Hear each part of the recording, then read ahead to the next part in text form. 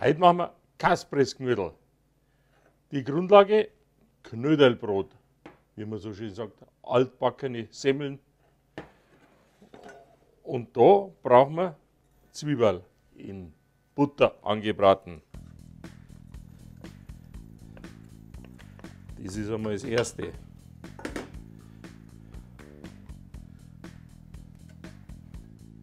Und bis die braten, da würzen wir dann schon unser Knödelbrot mit Salz,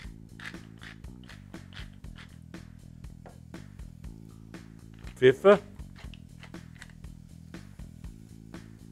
Muskatnuss. Schau her, schaut her, das habe ich gekauft, da war ich auf der Messe, habe ich extra schöne Muskat und Salz- und Pfeffermühlen gekauft. Extra für euch.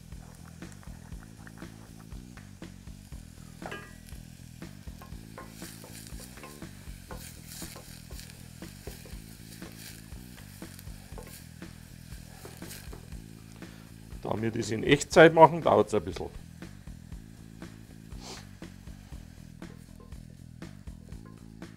So.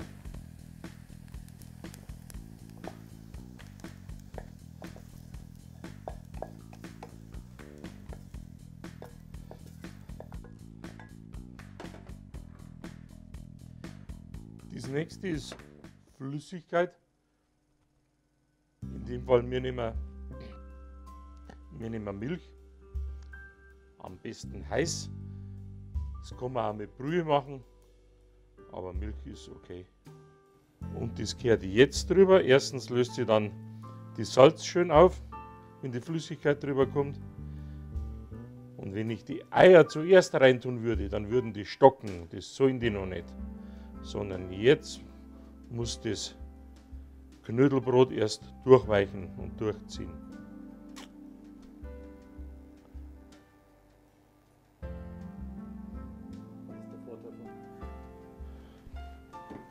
So, und schön heiß drüber und ein bisschen ziehen lassen. In der Zwischenzeit, während die Sache da zirkt, darf man nicht drauf gehen, haben wir ein paar Eier. Und damit es schön locker wird, schlagen wir die ein bisschen auf. Und natürlich, weil es Kaspressknödel werden, Käse, brauchen wir einen Bergkäse. Und den gerieben, den muss ja jeder so nehmen, so würzig, wie er den vertragt und wie er den mag. Der kommt dann da gleich drunter.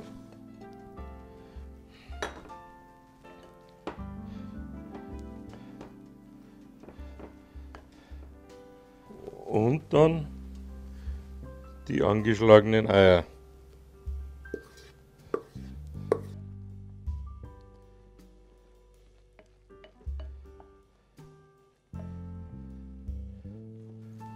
Und dann, schaut's nicht, ein bisschen ziehen lassen, dass sich das Knödelbrot mit allem schön verbindet. So, und wenn unser Knödelteig gezogen hat, dann werden die rausgebacken. Ein bisschen Butterschmalz in die Pfanne und dann mit einem Schöpflöffel nass machen. Dann haben wir immer die gleiche schöne Größe.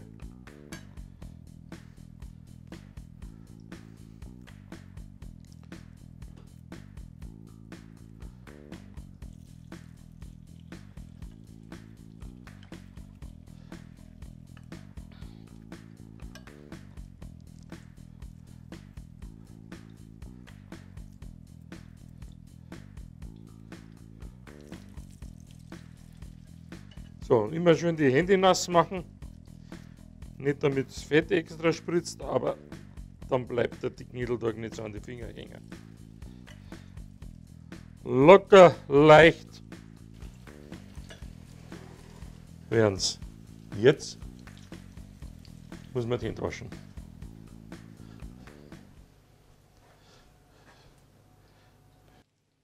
So, und schön bei geringer Hitze werden sie da angebraten. Und die brauchen nämlich eine Zeit, dass sie ein bisschen fest werden, weil sonst kann man es nicht gescheit umdrehen. Und wenn das so ist, schau, sind die schön.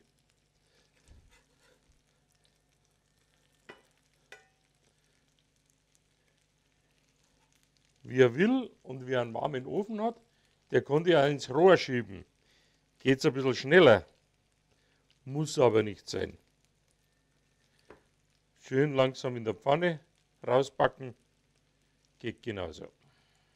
Gut Ding will Weile haben. Dauert halt ein bisschen.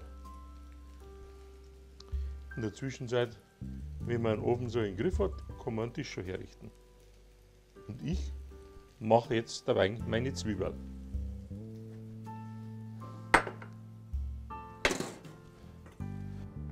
So, und jetzt machen wir unsere gute braune Butter dazu. In der Küchenfachsprache nennt man es Nussbutter, aber nicht weil Nüsse drin sind, sondern weil es einen nussigen Geschmack kriegt und so schön braun wird wie Nüsse sind.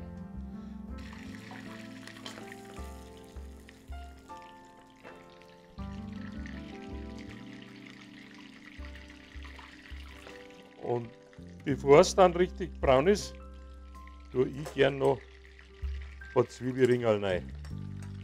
Wenn die noch schön mit anbräunen, dann wird es erst besonders gut. Ein bisschen Salz drauf, dass auch die schmecken.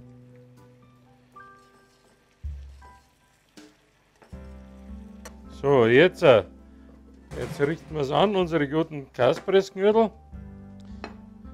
Dass sie fertig sind, das merkt man, wenn man drauf langt, wenn sie ein bisschen anziehen. So merkt man das. Wenn die Oberflächenspannung kriegt, dann wird das. So, da.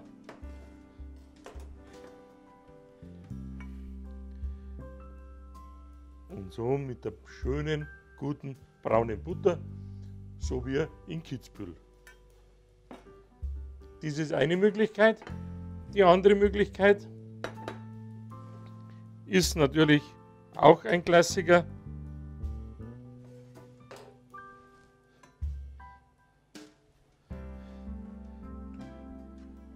Wenn man sie in einer schönen guten Suppe serviert.